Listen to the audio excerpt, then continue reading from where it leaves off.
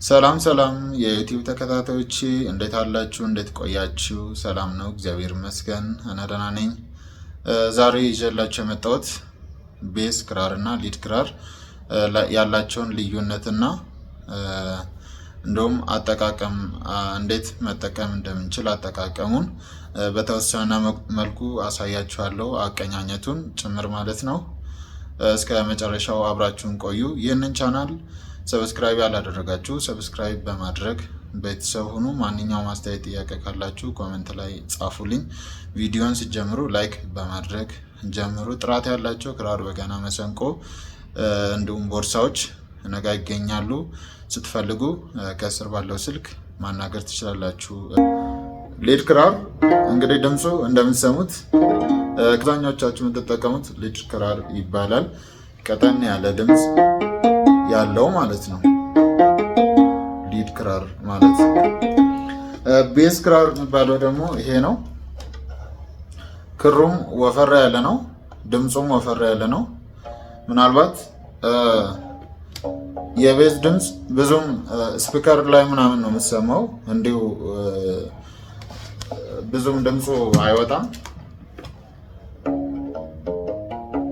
እንደ ሊድ ክራር ድምፁ አይወጣም በጣም ግን ስፒከር ላይ ሲሰኩት የግድ እንትን ያስፈልጋል፣ ስፒከር ያስፈልጋል ቤዝ ክራር ለመጠቀም ማለት ነው። ምክንያቱም እንደ ሊድ ክራር እንደምትፈልጉት ድምፁን ስለማይወጣ የግድ ወይ ጂፓስ ላይ ወይ ደግሞ አነስተኛ ስፒከር ላይ ቤት ውስጥ የምትጠቀሙ ከሆነ እንደዛ መጠቀም ትችላላችሁ።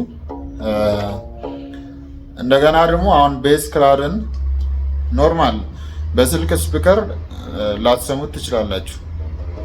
ምክንያቱም ወፍራም ድምፅ ስለሆነ ትልልቅ ስፒከር ወይ ደግሞ እነዚህ ቤዝ ያላቸው ስፒከሮች ላይ ነው ልሰሙ የምችሉት፣ ወይ ጂፓስ ላይ ወይ ትልልቅ ስፒከር ወይ ደግሞ ትልቅ ኤርፎኖች እሱ ላይ እንጂ ኖርማል አሁን ለምሳሌ በስልክ ስፒከር አይሰማም። በአነስተኛ ኤርፎኖች ራሱ ብዙም ላይ ይሰማ ይችላል፣ ትንሽ ትንሽ ይሰማል።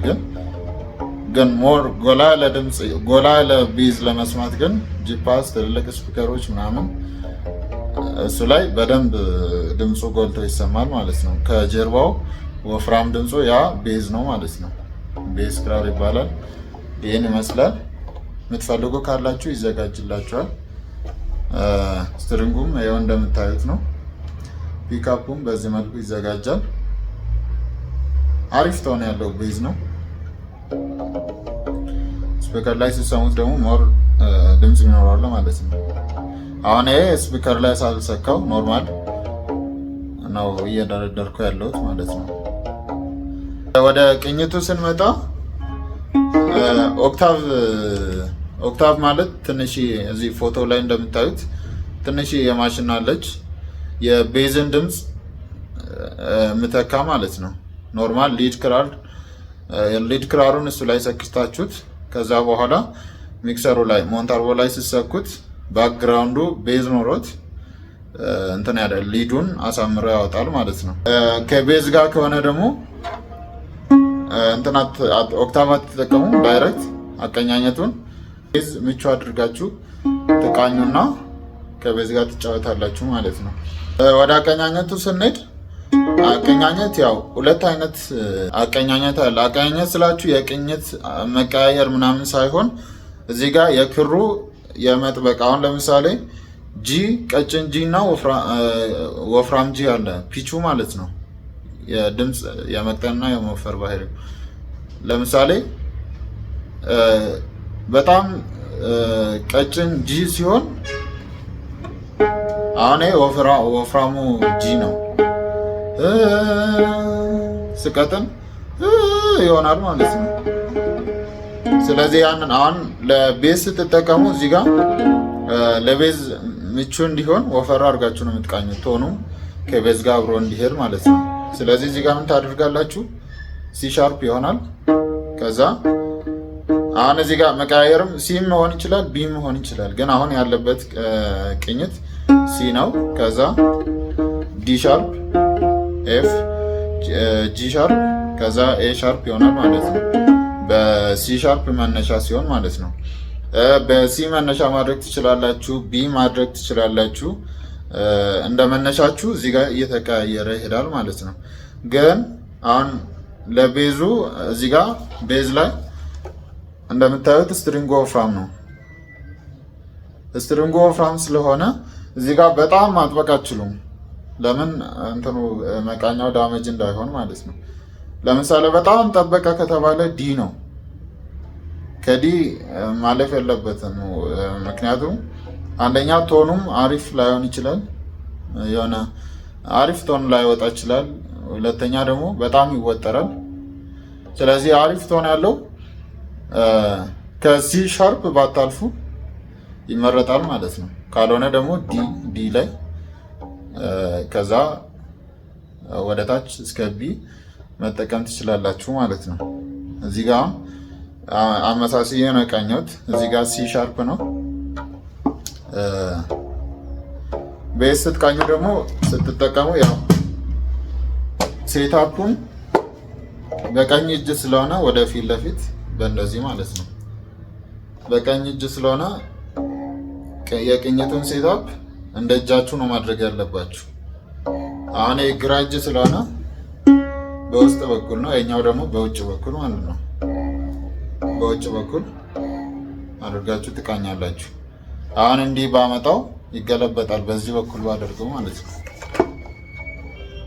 በአንድ በኩል አይሆንም። ስለዚህ በፊት ለፊት ነው ቤዝ የሚሆነው እንዲመች ማለት ነው።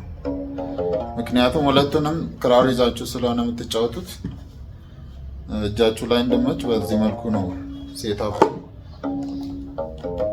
የሚሰራው ማለት ነው። ስለዚህ ቅኝቱ ሁለቱም ተመሳስሎ ይቃኛል።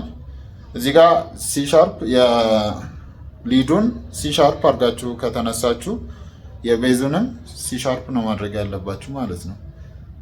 ሌላውንም እንደዛው እንደየቅኝቱ እንደዛ ታደርጋላችሁ። ሌላው ደግሞ ስትሪንግ ላይ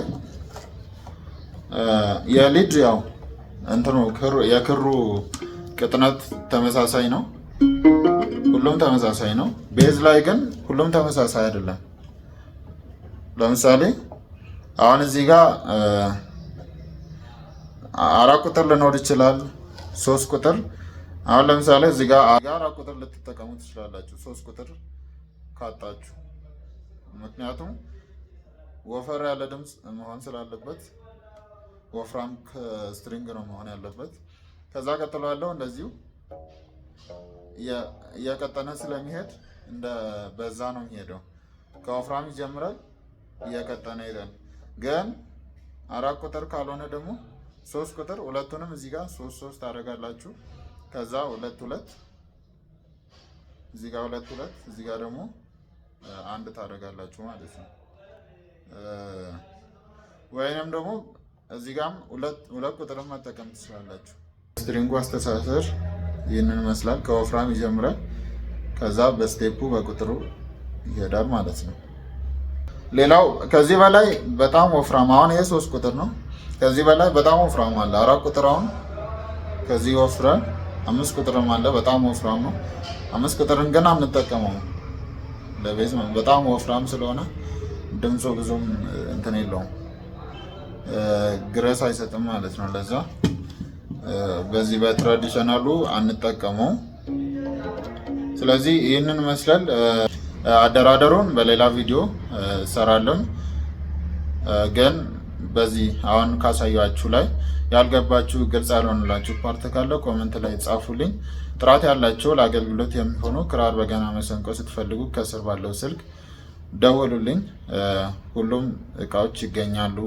ሳውንድ ሲስተም አብሮ፣ ገመድ፣ ፒካፕ፣ ቲዩነር እንዲሁም ቦርሳ አብሮ ይገኛል። ኦንላይን ለመሰልጠን ለምትፈልጉ በዚሁ ስልክ ማናገር ትችላላችሁ ማለት ነው። ስለተከታተላችሁኝ አመሰግናለሁ። ሰብስክራይብ ያላደረጋችሁ በድጋሚ ሰብስክራይብ በማድረግ ቤተሰብ ሁኑ። በቀጣይ ቪዲዮ እስከምንገናኝ በያላችሁበት መልካም ቆይታ ይሆንላችሁ።